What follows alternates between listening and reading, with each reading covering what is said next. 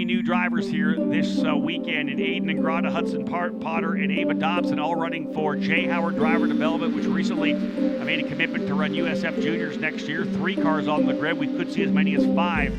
Yeah, we've always had the plan of, taking kids out of karting, or even kids that don't have karting background, but from the bottom, bring them in, get them in at the right level and move them through the ladder all the way to IndyCar. That's always been the plan. And so USF Junior is perfect because the drivers get to drive the same car, the same tire, which is really critical in my opinion.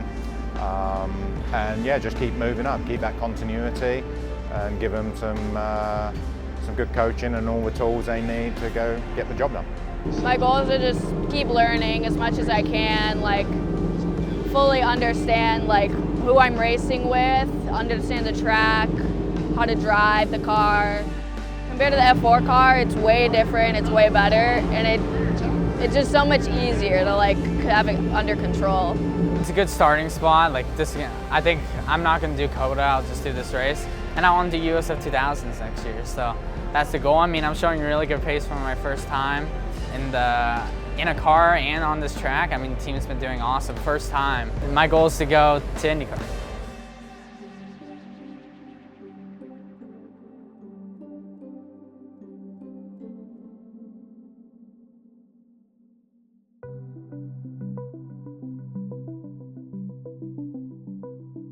Yeah, no, so went back home to Australia, got to see some mates, do a little bit of schoolwork again. It was winter back home in Australia, so weather was relatively nice, bearable is the word I like to use, and I do a lot of sim racing, so if you do that, I feel like the competitive nature stays within you, and as well as that, working out, it's the only thing running through my mind when I am working out is, the next race.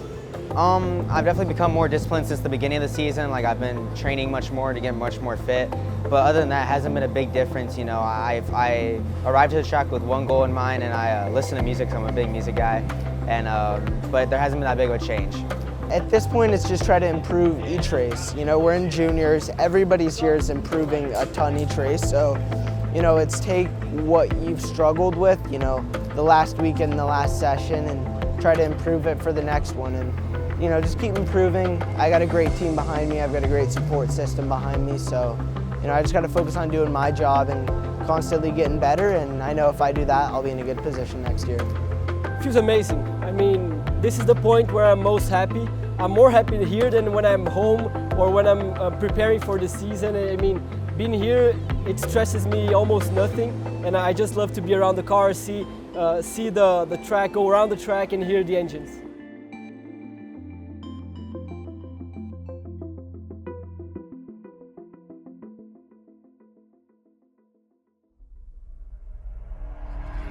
Recently, I've been making some mistakes during the races I shouldn't be. What'll be is what'll be. You control what you can control. Anyone can really drive a car. It's just how fast you can do it. Goal number 1, be in 2000 next year. And we are green and racing. Green, green, green, the first of 3 races here in USF Juniors. A couple drivers coming across. We're going to go 3-4 wide down into the grass, potentially give each other room coming through. No contact there. Ingratta has some trouble coming through, and he makes contact with the 19 of Giaffone. One driver way off into the gravel, and that was Ayden Ingratta having some trouble coming into turn number 1. Got aggressive. But as they run now, Quinn Armstrong has gone to the lead. Max Taylor runs in second. Hudson Schwartz now up into the 3rd spot for VRD Racing. And away we go through turn 5 for the first time. A little bit of excitement in the first run through turn number 1. Number 17 has gone around Lucas Facuri. He and Carson Eder, I believe, getting together. And I want to say that, yeah, that's a ripped side pod off that. Eder's got damage in the left rear, out of harm's way. That still may be enough to bring out a yellow flag, though. No, yeah, full course yellow. This is going to be quick to clean up, though, for sure. The final circuit here for Quinn Armstrong. This would be big for this young driver. It would be back-to-back race wins because he won at Mid-Ohio as well. His 3rd win of the season, potentially cutting the championship gap pretty significantly. Giaffone running now in the 6th position, 285. Man, yeah, it would be 51. It would be 66 points down to 51. One driver almost off. Here comes Quinn Armstrong, though. And again, it's breakfast in Australia, and man, he's going to be victorious for you, folks. Enjoy your coffee and whatever you're having for breakfast, because the Aussie will win here in race number 1. Quinn Armstrong, back-to-back jacks, wins at Mid-Ohio, and he's a winner here at Road America as well. Crucial in the championship.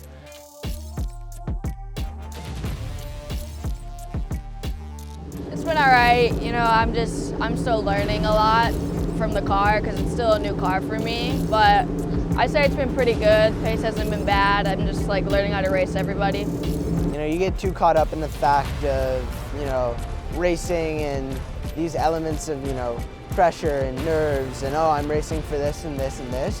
And you kind of got to like take a step back in that second and be like, you know, we're doing something really cool. This is like my dream. I get to, you know, live my dream. So everybody into position. Time to get rolling here. Waiting for the green, and we've got it. Green, green, green! Here comes the Corpay car, number 92 of Jack Jeffers. He's going to try the outside. Jeffers going to the outside of the racetrack. To the inside comes Quinn Armstrong. Let's go 3 wide again. Make it 4 wide. Big jump to the outside again. Big racing, and it's the number 33 of Max. Taylor's gone to the lead. Taylor's gone to P1. Jeffers into second, and Ingratta goes back, I think, to third. Everybody else clean and green coming up the hill. Taylor, Jeffers, Ingratta. Yeah, Jimmy Lockhart up to 4th. What a great start for Lockhart. He goes P4. Here comes around the outside for the lead. Indeed, Jack Jeffers, book it. He goes to P1. Jimmy Lockhart has gone to P1. Lockhart goes to the lead in the VRD number 48.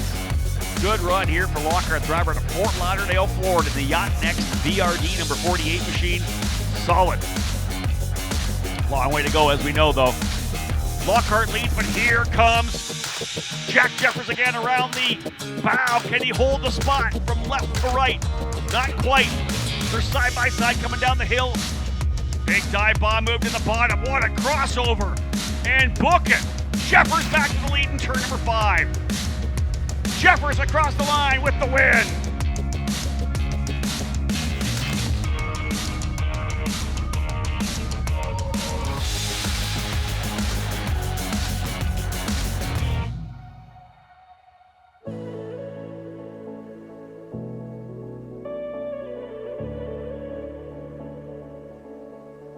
I don't really not look forward to anything. You know, I love driving. The only thing I don't look forward to is not driving. We as drivers, we are aggressive beings. And now that we are in a situation, we are in the situation that we got to take care of ourselves. So we got to shift that aggressiveness a bit backwards. I mean, we cannot go fully defensive mode, otherwise it's going to be as bad as being totally aggressive. But we got to shift back a bit from being aggressive. Find the right balance between risk and reward, and we should be fine.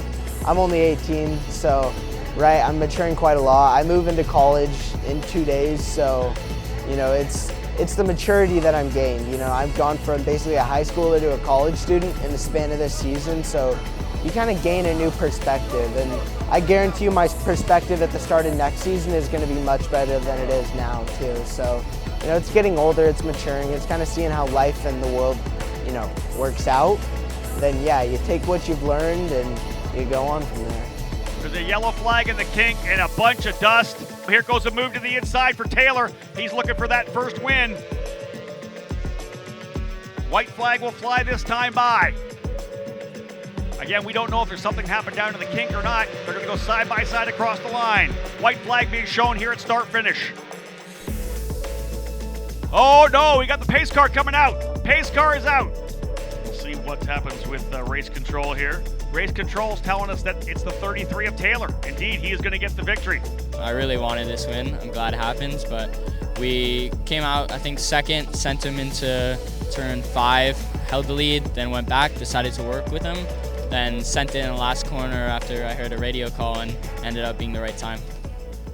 You know, when we look forward to the finale weekend at the Circuit of the Americas, I think you're going to see Nicolas Giaffone come in with a really good game plan. Hey, where do I need to finish race number 1? If I'm 8th, if I'm 5th, if I'm 2nd, what do we do for the next races? He's in such a great position right now that he's going to be able to kind of manage what he does throughout the weekend. But for me, those guys that are chasing him, like Armstrong, like Jeffers, it's going to be super tough. They're going to have to dominate. I see more some of the drivers who haven't won yet, like maybe an Ethan Barker or a Hudson Schwartz. And look, you go to keep staying with VRD, maybe it's the guy like a Jimmy Lockhart who's come so close. This is their last shot in 2023, so I think they're going to come out guns a-blazing. So Giaffone can step back and do what he has to do. The guys that are chasing him in the championship are going to have to go all in. But it's those drivers that haven't won yet, I think are going to be taking maybe more risks than everybody else.